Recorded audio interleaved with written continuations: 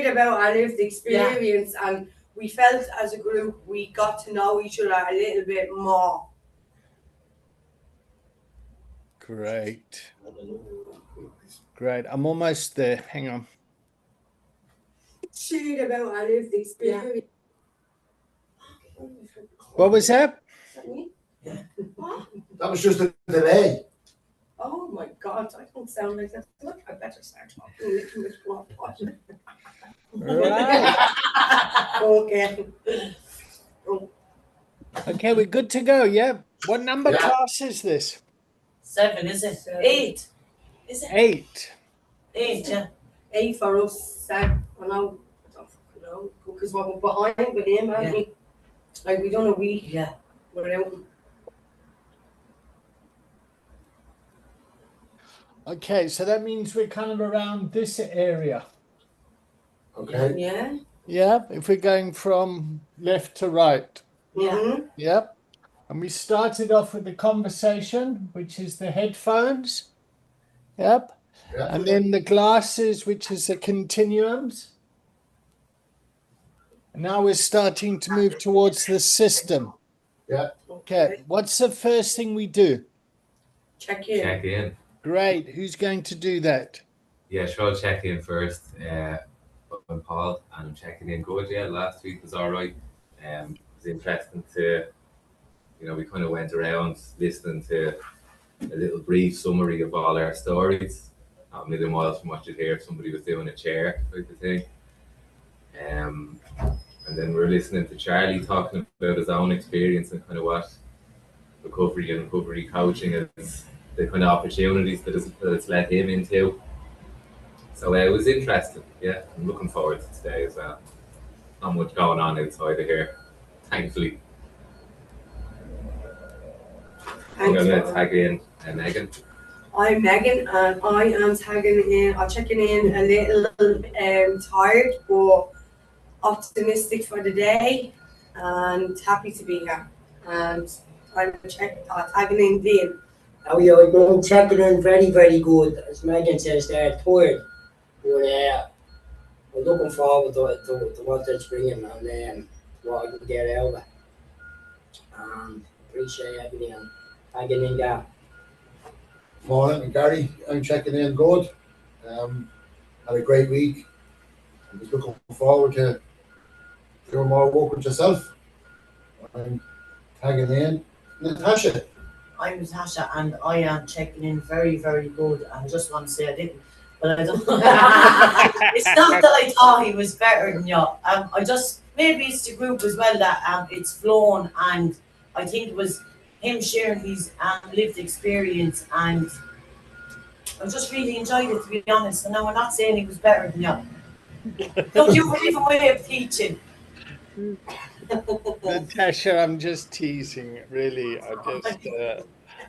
Don't take it personal. No, of course not. I take everything personally. My gosh, do I take things personally? Bus driver doesn't greet me on the bus. It's like, fuck, what did I do wrong to you? Well. So I'm very sensitive, but I really am joking, and I do like playful banter. Yeah. I do think it's important for us to have fun and to tease, and I think that's the way we learn about things as well. Yeah. Yep. Whereas people that are more in the clinical side of things, that part of their personality gets taken out of them. Does that make sense? Yeah. So we're in a professional relationship, but somehow I've got to leave my humanity and my personality at the door. Yeah. But what Why we're is doing, that though? hey? Right, so if you're working in the clinical side of it, so are you saying you have to be, oh look, I know you have to be professional, but you can have a sense of humour as well. So I'm asking you. Yeah, so doctors that have a good bedside manner, Yeah. their patients have a much better outcome than somebody who's cold and aloof and transactional. Yeah. What's that mean? Aloof and transactional. So aloof and transactional means not connected, distant. Yeah, they don't care. They don't like. They just come to the bed, go through your Just going through the vital. motions. Hey, Just going through the motions. going through the motions. Yeah, yeah. So here we'll have the medical doctors, and then here we'll have in the biopsychosocial model we'll have social workers, counselors, things like that. Over here we'll have the mentors, the 12-step peer support, and over here we have coaches. Yeah. So we're working in this quadrant here. But we need to build professional relationships with people in these quadrants as well. Right. Does that make sense to everyone? Yeah. Yep. And this is what this training is about. Yep. And the boundaries are looser in this environment because we want to build rapport with people. Yeah. Yeah. We want the relationship, we want the person to feel comfortable with us. Yeah. Yep. So I can share about my history, and I can swear, and I can crack jokes to a point. Yep. So Natasha, I can go, oh, I'm so upset you like Charlie more than me. Well, fuck you. I'm not interested. Da, da, da. Not Charlie then. But you know what I mean? Just as a Yeah. and we can joke and banter, and then you can get all uncomfortable and go, oh no, but I didn't mean it like this, and da, da, da, da, da. Yeah. We're just playing. Yeah. Yeah. But maybe in another environment, people would say, no, that's not professional. That's not okay. That makes sense. Yeah. Yep. Okay. So where we are now in the training is we need to start to think about the system, the whole picture. Mhm. Yeah. So this is class number 8 or 9? 8, I think. 8. Okay. Yeah. All right. So what have you learned so far? When you started here in the first class, and here we are now at number 8, how have you grown as individuals?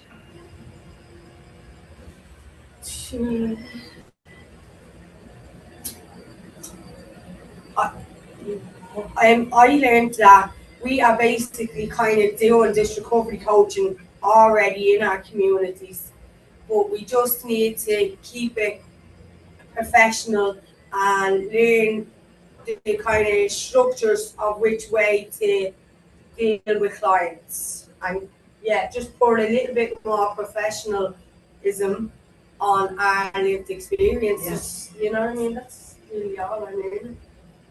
Because we have it, is what she's saying. Yeah, We do, like. yeah, So we're here for you to teach us how to use our lived experience in a more professional way. So it's Megan, yes? yeah, Yep. So what you've just done is you've just become consciously competent. right, Yep. Whereas before you were unconsciously competent. You were kind of doing the job, you were doing it already, but you didn't know you were doing it. You yeah, were just like kind of naturally good at it. yeah, So in the adult learning steps, can you see here? yeah, Yeah, you've got unconsciously incompetent. So somebody doesn't know that they're no good. They think that they can do something. Yep. yeah, Yep. yeah. Natasha, you good? Yeah, no, I was just asking Gary what confident meant. Confident. Competent. Confidence. Confidence. No, confidence. Yeah, confidence. It's like your ability to do something. Yeah. You know what I mean? Your ability to, so you know what you're doing, Yeah. helping others and guiding them on their own journey. So you're confident in what you're Yeah. doing. It's like confident, but Yeah. just Conscious, conscious. I get messed up with these words. I always say yeah, Natasha, it's absolutely fine. You just tell me to. I You am. just you tell me to shut up, and if the words are fucking too big, just say, "Can you get it together, David?" Yeah. Okay. All right. Then you become consciously incompetent. You suddenly realize that actually I can't do that stuff. Yeah. Yeah. So it's like you're a kid and you're driving a car. Yep. You see your parents drive a car and you think, oh, this is easy, get in, fucking steering wheel, ABC, accelerator, brakes, gears, blah, blah, blah. Then you get in the car and you're actually given the keys, and suddenly you realize, oh, fuck, this isn't so easy. Yeah. Yeah, there's no, it takes quite a bit of practice. Yeah. Yep. Then you get taught some skill sets to become consciously competent. Yep. And then before you know it, you're driving home pissed. And you don't even know how you got home. The usual. Yeah. Yeah. Do you know what? So it's the same analogy. Megan realized, yep, before she came on the training, she was already doing the work. Yeah. Now, 8 weeks in, or 9 weeks in, or 10 weeks in, she's kind of realizing, oh, but fuck, I do this already. Just knowing about it now. Yeah. Yep. Okay. Now, so what makes a professional? What makes you professional, Megan? I suppose keeping to the structure and knowing my own boundaries, and what else? I don't really know. Keeping Yeah. to the structure Yeah. and knowing your own boundaries. What Yeah. your scope of practice is. Yeah. Yep, this is my professional skill set. Yeah. Yeah, okay. Have you got, do you go to 12-step meetings or anything like that? Yeah. Yep. I'm NA, yeah. Yep. Narcotics Anonymous. And NA, okay, NA, cool. yeah. So you've got some experience there as well, doing 12-step stuff. Do you have a sponsor? I do, yeah. Yep, okay, and your sponsor's got a sponsor? Yeah, yeah, she does. Yep, okay, cool. And there you've got a kind of 12-step based fellowship. Yeah. Yep. All right. Now, this environment, Yeah. do you get paid for? No. No. How do you get paid? With love and abundance. Spirituality. Yep. Yeah. You only keep what you have by giving it away. Yeah. Yep. So by helping the newcomer and all that sort of stuff, you get fulfillment. Yeah. Yep. Yeah. That's why the newcomer's the most important person at any meeting, because you can only keep what you have by giving it away and blah, blah, blah, all that sort of stuff. Yeah. Yep. Now, when you come here, yep, Yeah. this lot will say, but you're doing fucking paid sponsorship. Yeah. Yeah? You shouldn't be charging for this. Okay. What's wrong with you, you idiots? Yeah. Yeah? Okay. That is something that you need to be aware of that's going to happen. Okay. Yep. Right. You're a sellout. Okay. What are some of the sort of negative messages that you might get from this lot? Well, something I'd have experienced, because I've been tied in with the services since, the first 2 or 3 months sober, and, fellowship in the 12 steps, like that's where I got sober, and it's kind of what works best for me. But a lot of people would see the services, like what we're doing here, or, recovery coaching, as being, at odds, or that it's like they're against each other, when it doesn't really have to be that way at all. In most recovery literature that I would have read says the opposite, that services, institutions, hospitals, professionals, all of this type of thing have their place, and there's no monopoly on recovery and that type of thing. But it's definitely like something, just when you said it there, it's something I've definitely been conscious of throughout my recovery, that I'd nearly be hesitant to talk about, you know, Sandcalpa or other things I'm doing outside of the fellowship, because I know there's people that would look at it as like, oh, that's not real recovery. That's, you know, that's like a job, or it's you know, it's just sort of like, Yeah, since I started doing recovery coaching, I'm getting called Miss Prim and Miss Noverall, like, yeah, this type of thing. Isn't that terrible? Really? yes, What are they calling you, Megan? Miss Prim or Miss Noverall. I'm like, fuck off. Miss Prim, Miss Proper, Miss Know-It-All, yeah? Yeah, All right, okay. It's not easy, huh? no. Yeah. Can't do right or wrong for No. some people, you know. It's just jealousy. It Yeah. is Simple. people, Yeah. That's exactly what it is. Yeah. All right. So what I want you to, so that thing that happens, it's called internal oppression. Yep. If you have a population of people that have been discriminated against, yep, they all come together because they got a common wounding. Yeah. Yep.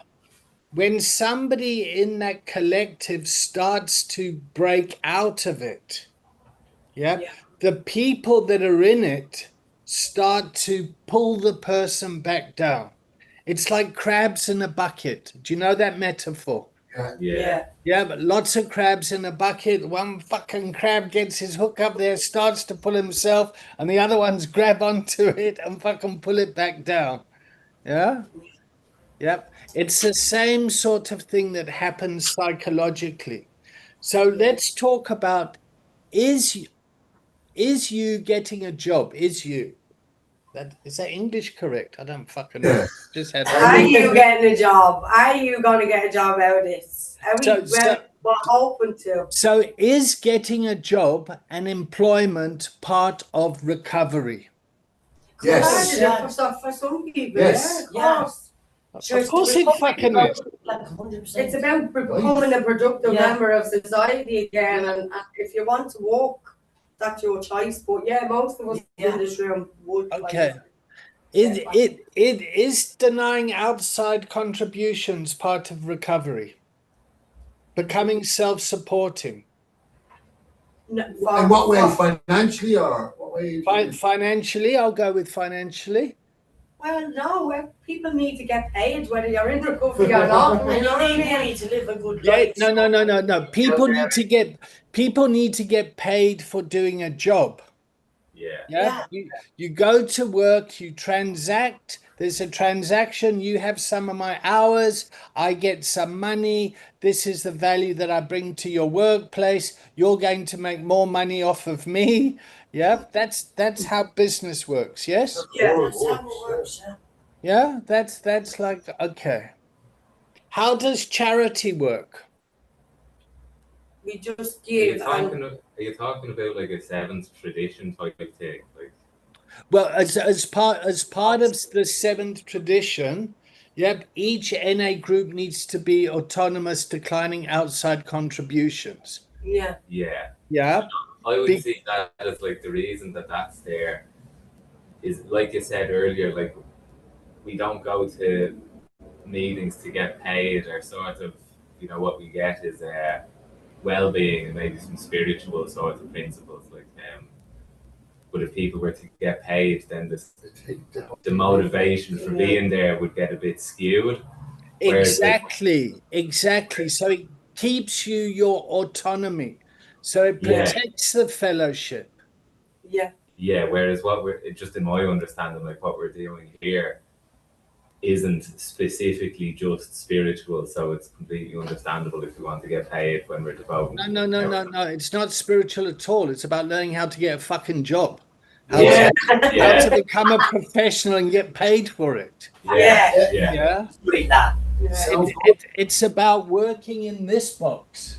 And saying, listen here, I'm a professional. When I go to the fellowship, anonymity kicks in and I'm just another fucking crackhead or whatever word you're allowed to use nowadays.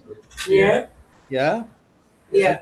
Like, so the anonymity is a spiritual foundation of all the traditions. Why? anonymity. Yeah. I think Yeah. there's So, no anonymity anymore. For anyway in equality, Ireland. is it? For equal please, like right? Anonymous, isn't it? Anonymous, yeah. So everyone can be equal, isn't it? The anonymity is for equality. No, I don't know. Why did you say anonymous? Because no one needs to know. Yeah. No one Yeah, needs we're to all know there what for we're one doing. reason.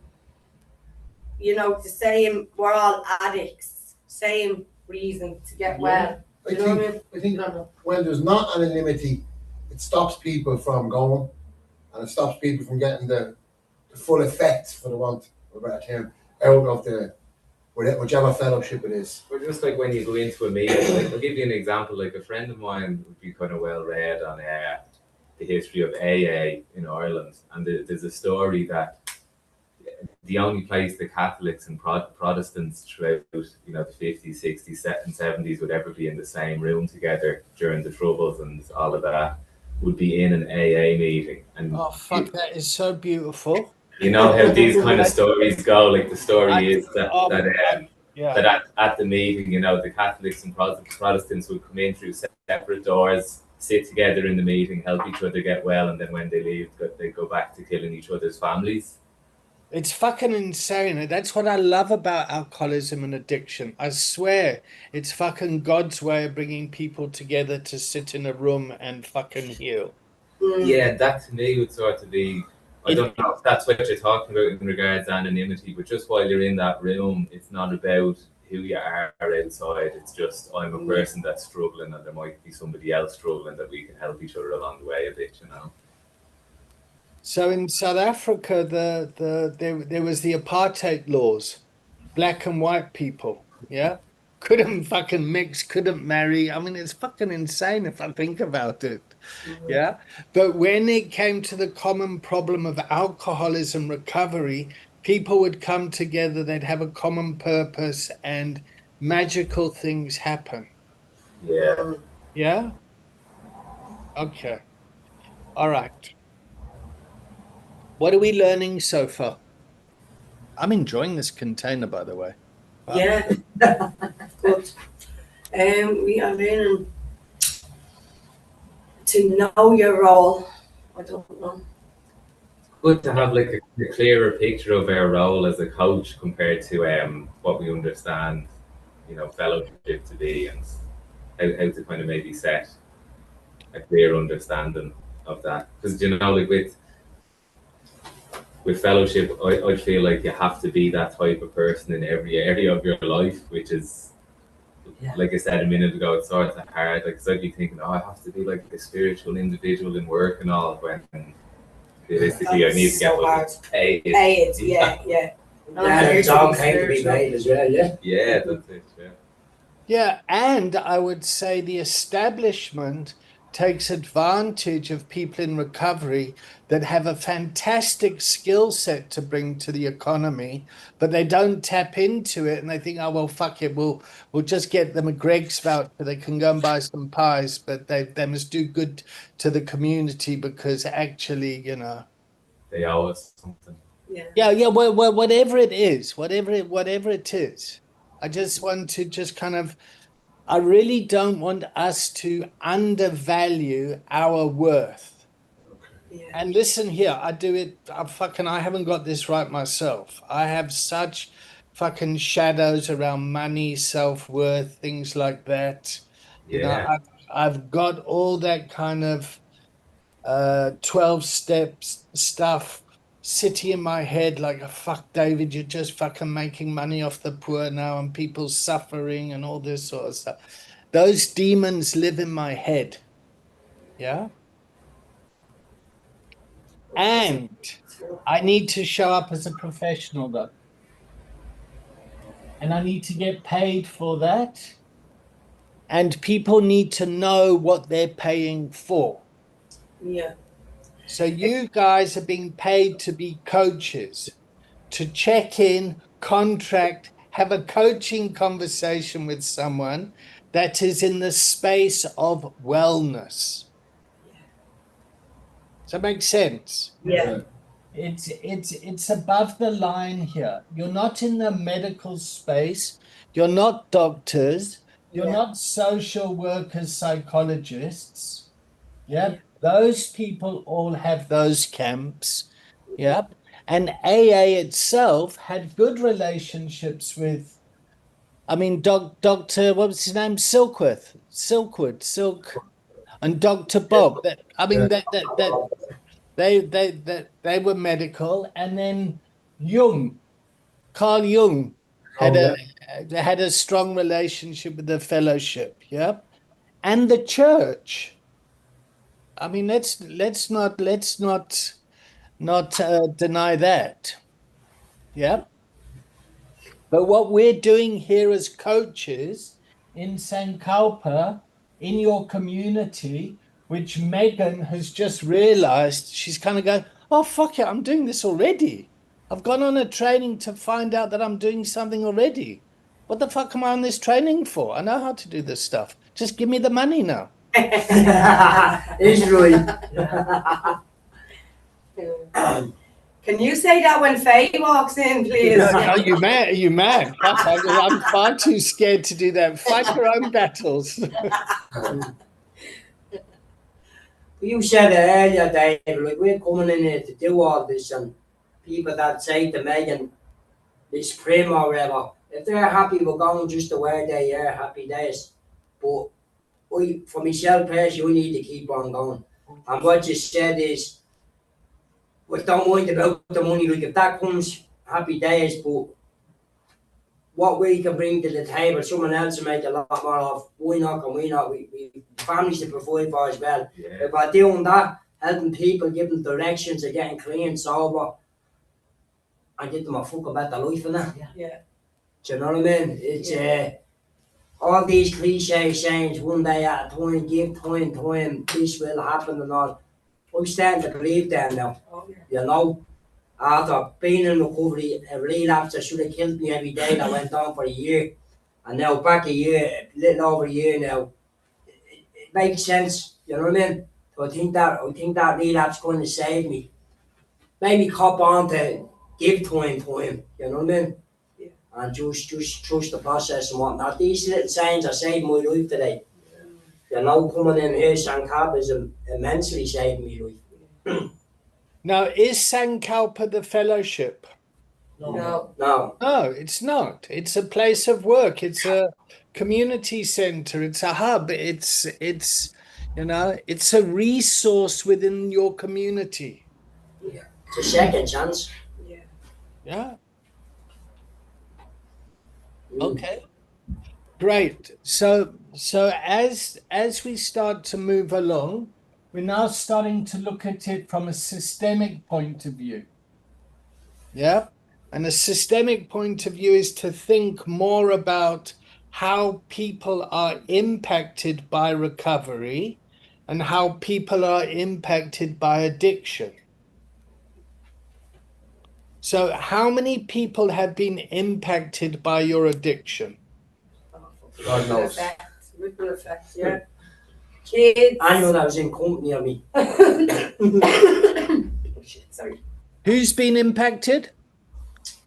Thousands of people. Fucking Kids, family, members of society, Family. bartenders, churches, coppers, schools. councillors, fucking shopkeepers, you know what I mean? Everybody in society. Families of the people sold drugs. Yeah, our kids. Traffic lights, I used to be a jaywalker. Everyone. Used to be a jaywalker.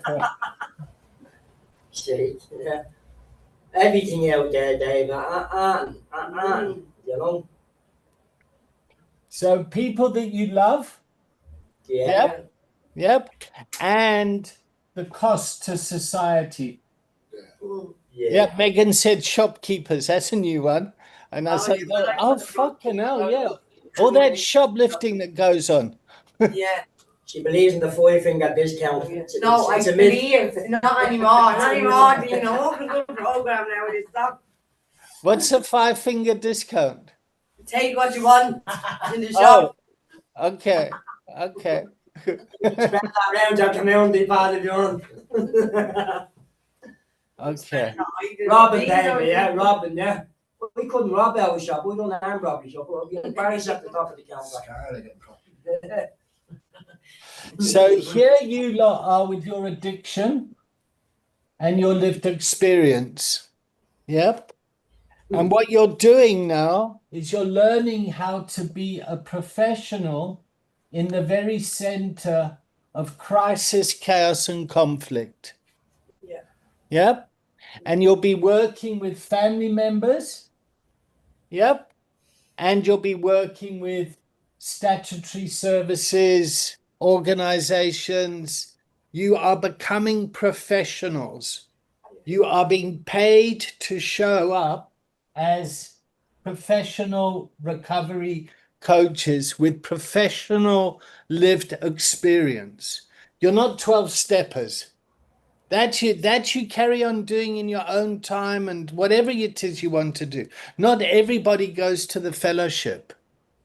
Yeah. Some people are really opposed to the fellowship for whatever reasons. You know, some people can find the fellowships to be quite dangerous. Yeah. Like you'll all know about 13 stepping and all that sort of stuff. And then there's 14 stepping, you know, when you get involved in business with your sponsor and that all goes fucking pear-shaped. You know, it's geez, if I said something wrong, the room's gone very I quiet. suppose it's about like just being a professional and knowing that our own lives is separate, you know what I mean? And each new client that you're working with is their recovery is going to be like so different to your own recovery. And although we know and we might want to suggest things or, you know, navigate their recovery for them, we just have to bring it back and try to let them find their own paths in recovery and not push anything on them, you know, that's worked for us. Okay. Yeah. It's knowing when to use our own lived experience and when not to, really. And that is what makes you a professional. Yeah. Is knowing when sharing your story is appropriate. Okay. Yep. Yeah. So Natasha, I want to say something to you. I fucking had a terrible time at school. Yep. Terrible time. And I thought I was fucking stupid. And all these words that people would say, I would not understand what the fuck people were talking about. And I'd get such anxiety about it all. Yeah. And I want to know, is there anything I can do better to make this classroom experience more inclusive? No, it's fine. Like I'm learning. And it's just sometimes with the big words I can like ever thinking, what does that mean? I don't know what it is. Maybe I'm just so used to like and what I've grown up around. Like I didn't grow up with them words, David. So it's so when I hear them, it's like I have to ask someone like, what does that mean? And it can make me feel a bit stupid. Yeah, and I really want to fucking honor your courage for saying, what the fuck's he on about? What does that word? I really, really want to honor that. So like and then I'd be thinking I should be speaking with these big words. But then I have to say to myself, no, I don't come from them places. I am just me. Yeah. Even though I'd love to speak with these big words, but look, that'll all come in time. That should mean it to get one time them big words, one time about something that I haven't a full clue about what And even though I understand them, I'd never use them. Words. Like I might understand them, but I'd never use them. It would never come out of my mouth, do you know what I mean? So just keep asking questions, Tasha. I know we know we'll help. That's what I struggle with the most. Yeah. Words. Everything else is We're the fine. exact same that Tasha. I didn't grow up with them words. No. Okay, here's a little secret. I don't fucking understand half the things you lot are saying. I already saying that now. No, I'm not. You're talking to her. Fucking Do you want me to translate for you, David? yeah. Sounds of the world. Welcome. That might look in place and that leaving for recording. Olivia, you want to check in? Welcome, love. Yeah, I'm checking in. Good. All good with me. Okay, cool. All right, who wants to summarize for Olivia what we've learned today and where we're at? I don't know the best.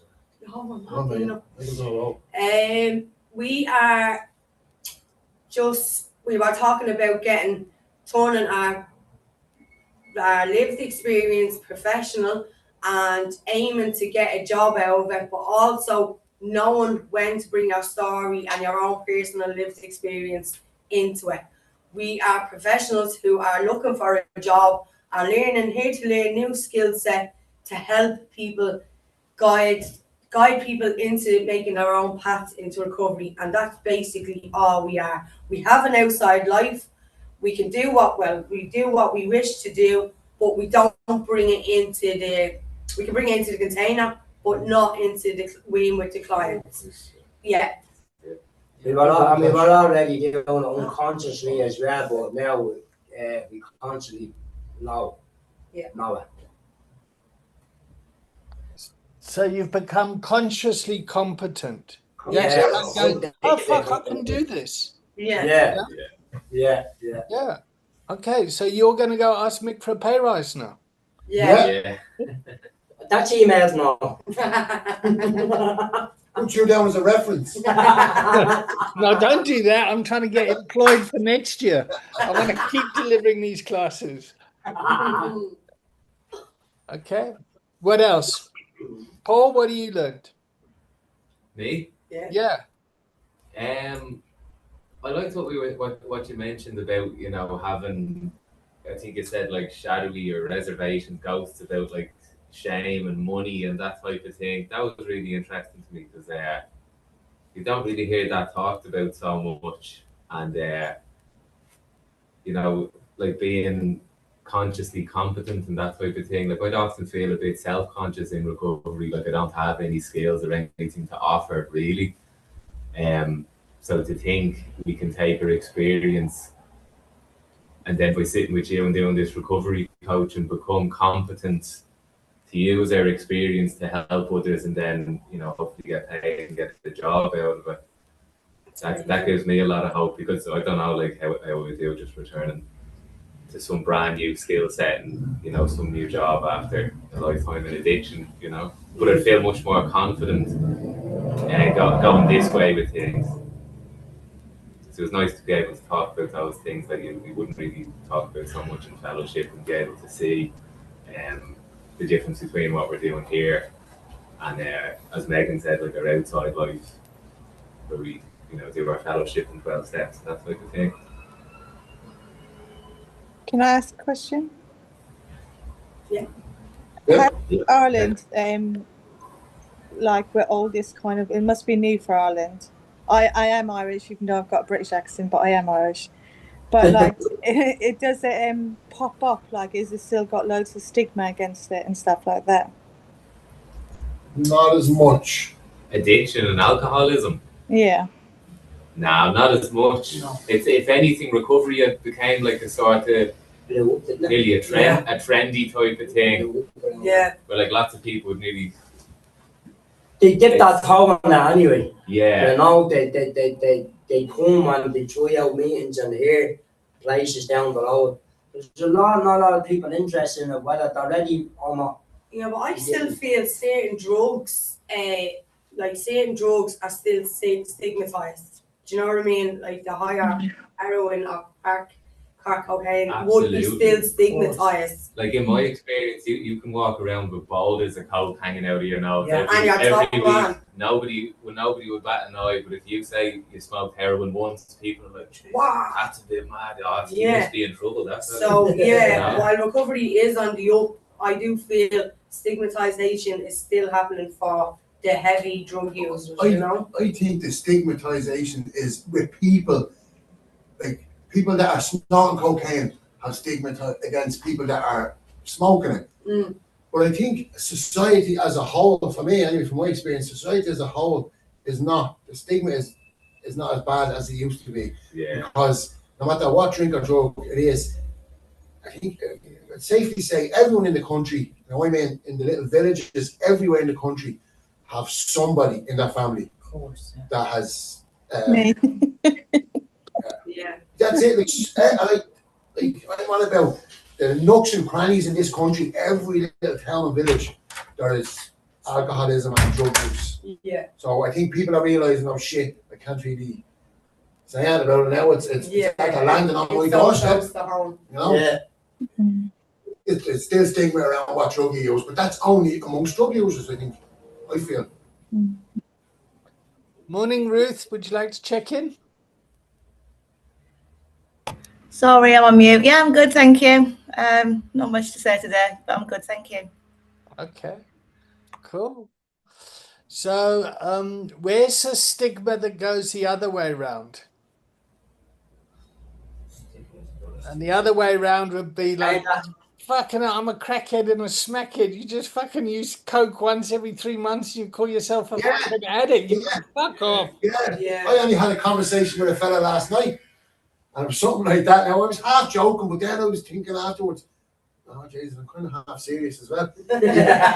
He relapsed, right? And he had a slip, but he got a few cans. Yeah, like fuck, that's not a relapse, you wanker. What a waste of a relapse. That's where my head went. Yeah. I should have been a bag of body. Isn't it? No. So I just want you to become familiar with the voices that go in on our heads. Like fucking, that wasn't a relapse. That was a waste of a relapse. Because that stuff we need to self-manage. Yes. Yeah. Because just now we say something and I'll say, okay, well, I'll fucking show you, and then they go out and they die or something. Then you're really gonna feel like a tit. Yeah. And it's a hard balance. So we've got our biases, and that stuff comes into the conversation at times. Whether we share it is another thing. Is this helpful for me to share this now? Or is this something that I need to keep to myself and take to supervision or to my peers? Yeah. You know, I go to a support group, and this guy talks about his coke addiction. He uses coke once every 3 months. I said, "Fucking, it's not a fucking addiction. What are you fucking doing here? Go and get a life." And that's real judgment inside of me. That's real stigmatizing behavior. Yeah, it's just meeting people where they're at, isn't it? You know, it's meeting people where they're at. Like if they have a problem, they have a problem. It's their problem to carry, and you're just going to help them navigate themselves out of that problem, whatever it may be. Even if we think our problems are much bigger than theirs. You know what I mean? I've come to learn that something that's a problem, something that's a problem for me might be a problem for Tasha. Oh, yeah. It's how we maybe perceive or how we feel around it, that everyone is different, no matter what drug or how long even you were on drugs or what drug, what substance. It's the fucking head. It's the head that's the problem, for me anyway. It's not the drug. And that's why we take drugs, isn't it? Like to kind of escape from how we're really feeling inside. And so, like when I took drugs, it kind like I know it got me out of my head, but literally it got me away from my head and how I felt about myself. Drinking drugs was never my that was my solution. You know, until it was never a problem until it became a problem. So when you're working with someone and you're thinking about external recovery capital resources for them, just think, would this be the right place for this person? Yeah. So like I'm fucking fat. Yeah. And for me to go to a pregnant woman's support group might not be the right place for me. Probably not. No. Probably not. Do you know what I mean? I think the ladies there would get quite offended if I said, "Oh fuck, I know exactly." I mean, the heat is killing me, and they'd go, "What the yeah?" Most definitely. We found my people.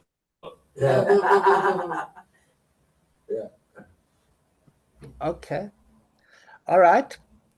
So, we've been going for 45 minutes. What's your plan for the next hour? How's the training going? What are you going to do to deepen this learning amongst yourselves? We're going off to do module 2 now. Yep. Yeah. Okay. So what feedback have you got for me? Yep, that we can do better. I mean, I'd like to talk to you more about the kind of how an addict and a person in recovery, how our minds think about, you know, shame and earning a living and self-worth and that type of thing. So that'd be something I actually do struggle a bit with. I feel like people in recovery, myself included, some of us struggle with, you know, self-worth and feeling like you always have to play it small and that type of thing. Okay, so When I was listening to your friend Charlie last week, like he seems so I don't know, like he's just comfortable kind of putting himself out there. yep, there's a power and a groundedness in his authenticity. Yeah, like he understands like I have something to offer. Yeah. You know, it's not feeling like you're going around Like hiding in the background and not saying anything. Yeah, that's it. Yeah. Yeah, feeling like I don't know. I suppose that is a self-worth thing, is it? Yeah. I don't know. Yeah, it's And confidence, the feeling of confidence and feeling that good. it's enough about or not. knowing your own worth Yeah. and knowing what to bring to the table. Like, When you're going back out to try and be a productive member of society, it's like you're not going out with your hat in your hands. See, You know. just there a few days, last Sunday, I went out. I do a peer support in a client coordinator in a residential, and we brought 7 of them out sailing. And like that, I was sitting one of the evenings, sitting there looking, going, "What the fuck am I doing here? Yeah. How did I end?" You know, like it's like kind of imposter syndrome or something. Yeah. And it's only because I know. What it's like. Yeah, but I think I was only looking at it like it's like I'm faking it. Yeah, it's like that's for those people, Yeah. but I'm not one of them. I'm just doing my thing. It's not even like I could relate to the lads that I was out with, and that was kind of the problem. I was like, I can relate to them too much. See yourself. I'm supposed to be all, as you said, professional here and all, but I was probably worse than them. So it's winging it, basically. Yeah.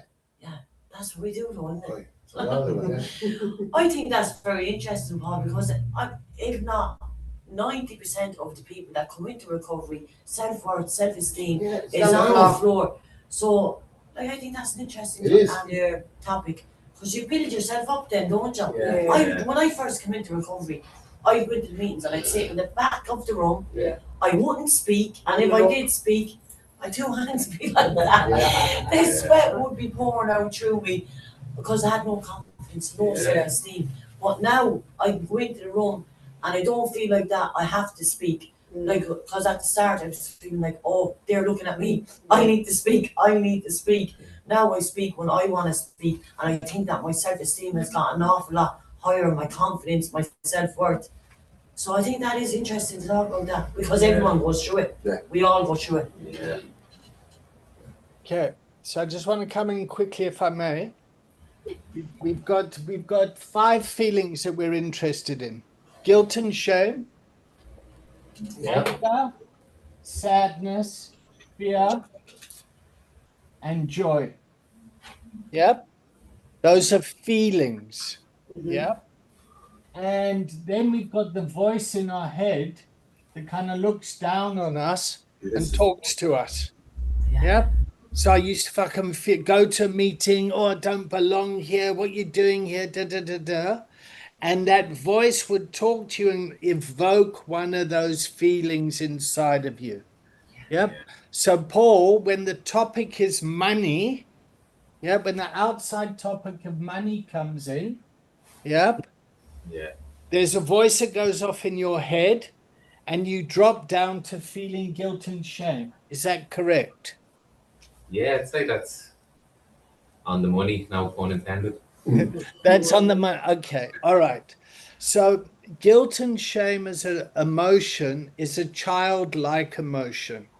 Yeah, very much. Yeah, I feel like when we grow up, have you ever been to a nursery school and seen how children play? It is a fucking war zone. Yeah. You got all the parents, the mothers usually hanging around going, oh no, don't do that, and you can't bite him, and please say please, and I want it, I'll take it, I'll fucking da da da da. I remember my son, we went to visit my friend's new house, and they put on a barbecue for us all, and he fucking took a shit on the lawn there. On the lawn. And me and my wife at the time, we looked at each other, and the guy came up, and I said, we said, Paul, your dog's taken a shit on the lawn. And my son looked up at him and said, no, it was me. You know, like there was no shame, there was no guilt. It's just like, fuck, I needed a shit, I took a shit. And the parents teach how to behave, to socialize using guilt and shame. Yeah. As we grow up and get our own identity, we start to respond in the world using anger, sadness, fear, and joy. Yeah. Okay. Now, what shame does or guilt does, it'll attach itself to one of those feelings. Yeah. So I grew up in an alcoholic home. Yep. My dad would get pissed, would get violent, and then would fuck my mum up. Yep. So before that would happen, I'd have immense anxiety because I didn't want it to kick off. And the way I would try and stop things from kicking off is I'd crack jokes and fucking run around and be the clown. Yeah. When I grew up and somebody pissed me off, I'd feel shame about feeling anger because I'd think, oh my God, I'm turning into my dad. Yeah. Yeah. So I didn't know how to express anger in a healthy way. Yeah, that it's not okay to be angry or afraid, you know. And then you just go in yourself and you're fucked. And it's all those feelings, that the judgments that we have. Yeah. So Natasha might be saying, fuck, I don't want to ask a question because somebody's going to tell me I'm stupid. I'm going to feel ashamed because of my past. I'm too scared to ask for help. Let me keep quiet and just sit on my hands and hide in the back of the room. That's right. Yeah. Does that make sense? Yeah.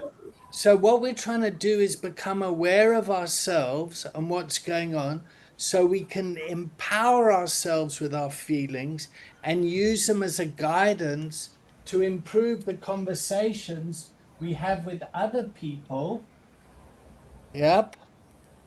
around what's going on for them.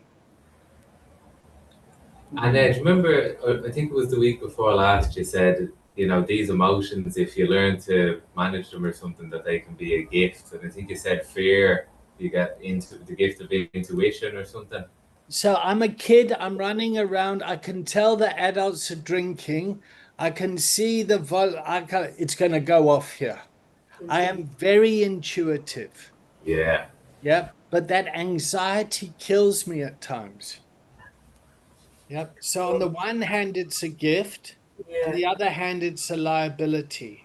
And a lot of my work is embracing that and just saying, listen, I'm really scared to ask you about this, but I need a pay rise.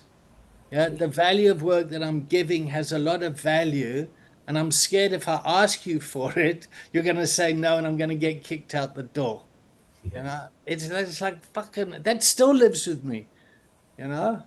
And now I'm aware of it. I still have it. It doesn't make it any easier. In fact, if anything, it makes it worse. Yeah. These are aware of it. Okay. All right, guys. So that's I think that's a great place to leave it. Yeah. Yeah. If you guys go off and talk about this stuff, and your homework this week is just to be aware of guilt and shame, anger, sadness, fear, and joy. And if you feel guilty about something, just think, fuck, am I pissed off?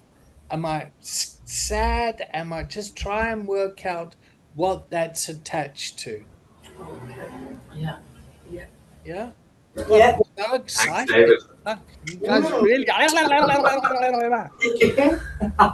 Yeah, thanks, David. All right. Who wants to start the checkout? Before you run away, Megan. Sorry.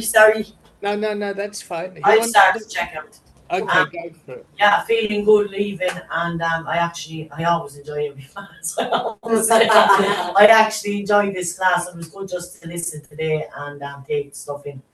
So thank you, David, and thanks to the group. Thanks. Thanks, Dash. I'm Gary. I'm checking out good. Yeah. Yeah, and just every week I get more that I'm on the right track. Yeah. We're going deeper down the rabbit hole, huh? Yeah, Yeah, I like that. me too. So I'm checking out very good. Yeah, thank you. Sure. Tagging Dean. Yeah, I'm Dane checking out a bit more knowledge on conscious of what I'm doing today. The unconscious part that we spoke about on the conscious. And I'm checking out good because I know what I'm doing today at school, yeah. And today's I'm really enjoying this tagging in mega. Hi, Megan. I am checking in confident and going into the manager to look for a job. No, what are you messing with? Actually, That's Bobby. I'm Paul. I'm checking out. Good. I really enjoyed today. At the start, I said, "Oh, there's not much going on outside. Things are okay." But it was nice to kind of get more in touch with some of the things that are going on behind the scenes for me, and what you were talking about, like our place as recovery coaches compared to our own sort of personal recovery.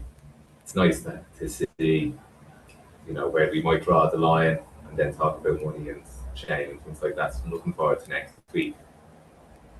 Enjoyed the conversation. All right, everyone. Thank you. Thanks. Is everyone all right with the recording still? Yeah. Yep. Okay. Yeah. See you later. Bye. Hello, thank you. Bye. shout out.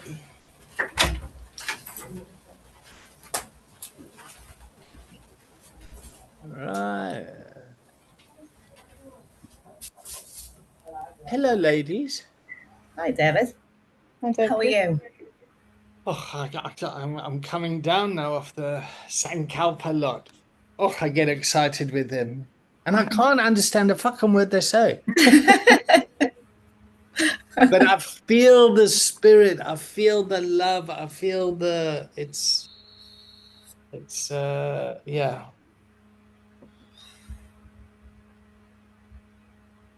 I mean, it's not true. I mean, of course I understand what they're saying, but yeah, I mean, it's like when I go up north. I mean, some of the accents up there are like, what the fuck? Geordie accent and the Sunderland accent, they're pretty difficult. Yeah, I just smile and say, well, what have you learned? Blah, blah, blah, blah, blah.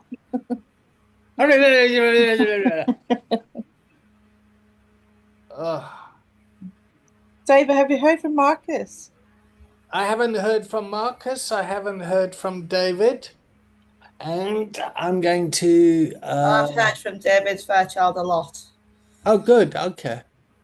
But I'm still quite worried about him. That's okay. That's okay.